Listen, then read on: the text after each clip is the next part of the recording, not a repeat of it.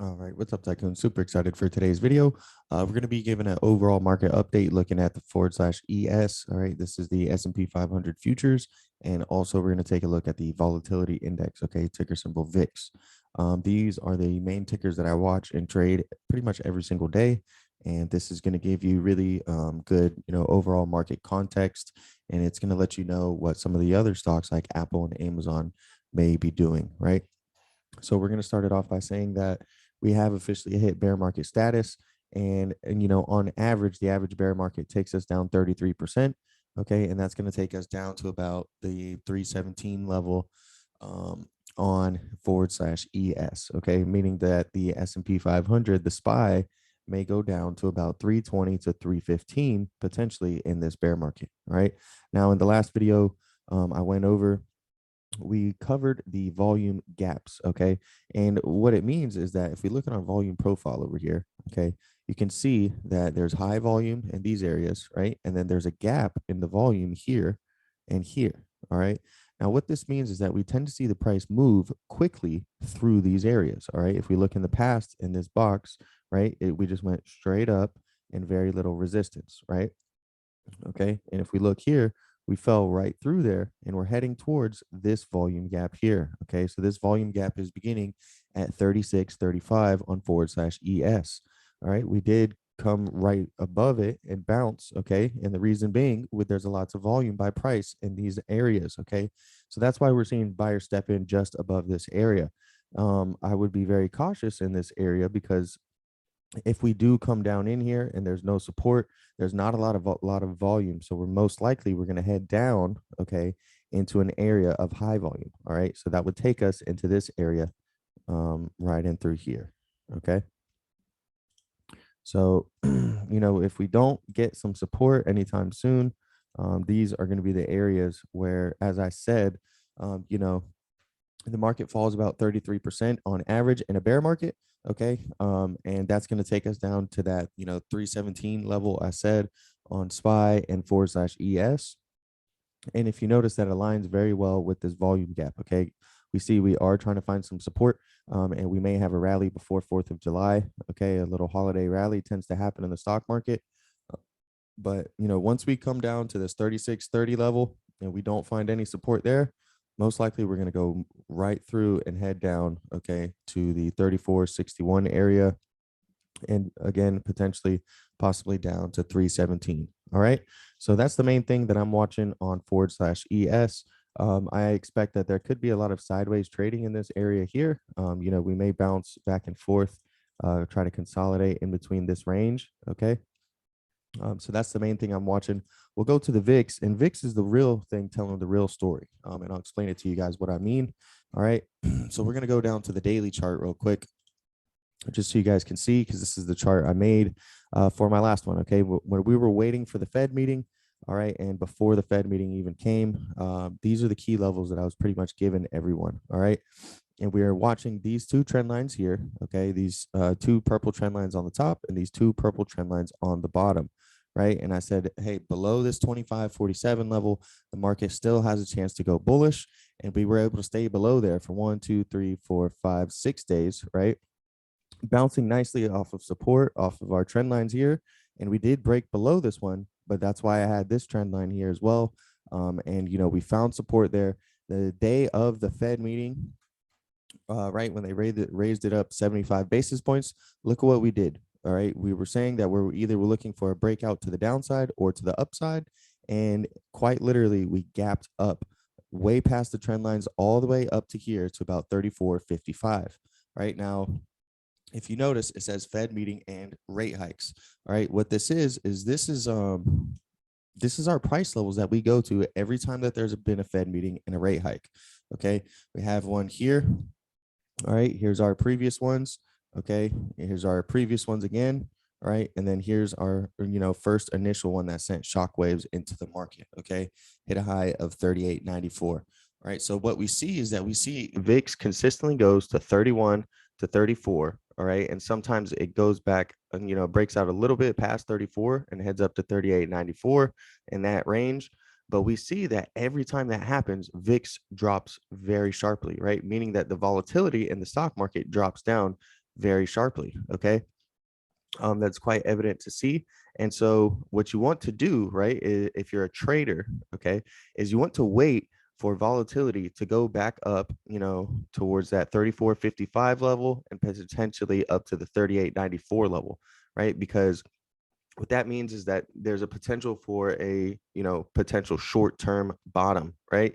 And the reason being is that we're peaking, right? We keep peaking in these areas, and this is like this is our fear level for the Fed rate hikes, right? And what happens is everything goes up, the volatility goes up extremely high, and then the Fed does what they announced they would do, right? If they announce that, okay, we are doing the 75-point basis basic hike, they do that, and now the market is like, okay, well, things aren't as volatile anymore. We now know what the Fed is doing. They did what they did, they said they were going to do. So now we can buy back in, and you see that, in one day, right, we go up 31% on the volatility index. Okay, and then 2 days after that, we drop 18%.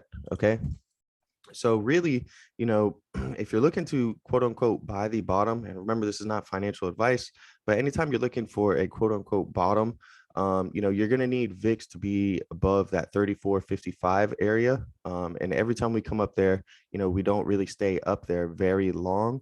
It's very short lived. And then there's usually a very dramatic drop in the VIX and the volatility index. And that's when you see stocks to have a small rally. Okay.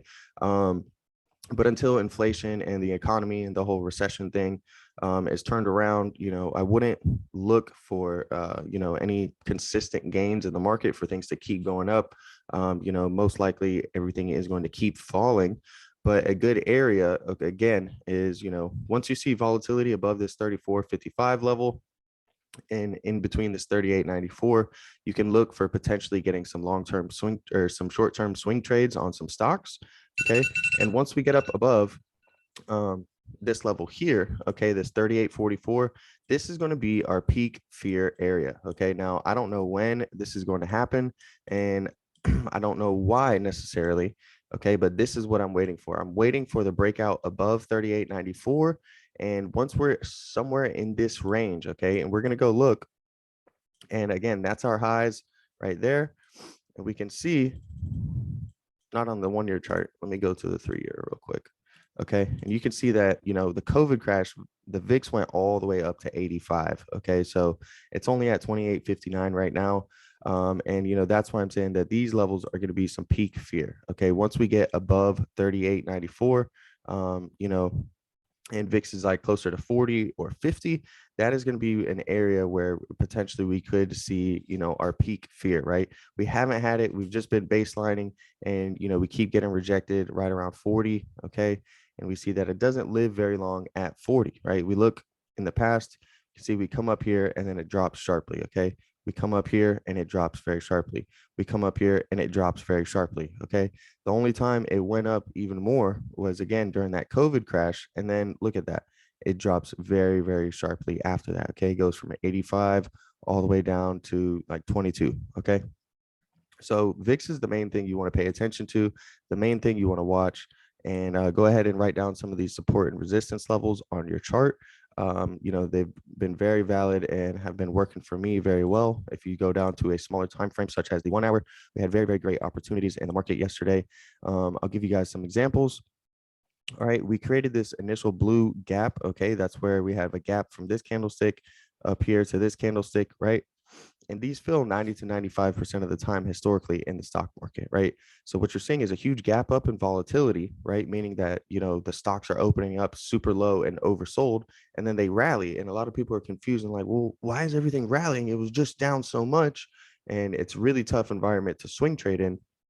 But if you're paying attention to the volatility, what you can do, right? And what what I saw yesterday was 3 key entries to enter call options for a day trade, right? So here, we see that the volatility index initially tried to come down to start filling this gap, and then it went back up. Okay. So, I waited that out. I didn't really even play VIX or SPY yesterday, but I was saying in the Discord, right, this is a good opportunity right here. All right, we'll go ahead and make this down arrow. save as default for now, right? This first initial rejection here at 29.75. Okay, so once you see it go above, come back down, and then get rejected here, okay, you can enter a long position on some call options on maybe the S&P 500. Okay, and again, after that, we break below, we find a little bit of support here. Okay, we break below, start filling this gap even more. All right, and we come back up on the next candlestick and get rejected again here. All right, so these levels are some very valid support and resistance levels. You can see through the day we ended up closing right along our 50% fib retracement level, which is 28.69. So it gave you some good opportunities, and we come down, we tried to go all the way down for the gap fill, but we didn't get all of it. So what we'll do is we'll go ahead and get rid of this now. And again, you can see that we have already created another gap up to fill. Okay, and this one has already been filled. All right, so I really love going down to the 1 hour chart and daily chart and weekly chart on VIX. I'll look at my 1 hour gaps, and it'll really give you a good opportunity. If you're looking for entries on intraday on S&P, on /ES, QQQ, things like that, you can come in and you can look to see, all right, are we going to get rejection at a major rejection zone? And are we going to come down and fill the gap? And if so, then the stock market should, the S&P 500 or the QQQ should go upwards as the volatility index goes down. All right. So what we're seeing right now is we're having resistance right here at that 28.69. So what we're doing is potentially flipping it from support as we bounce 1, 2, 3, 4, 5 times as support closed right on this line. We're now trading below it, and we're seeing that it's trading as resistance. So if we're able to stay below 28.69 today, there's potential that it could drop down to 27.61, and we see one final market rally, one final green day before the 4th of July, which happy Independence Day. I love my country, love America, and definitely looking forward to having the stock market off on Monday and just being able to enjoy myself, drink some beers, and celebrate the greatest country there is. All right. So thanks for watching. Don't forget to like, comment, subscribe, and I'm out.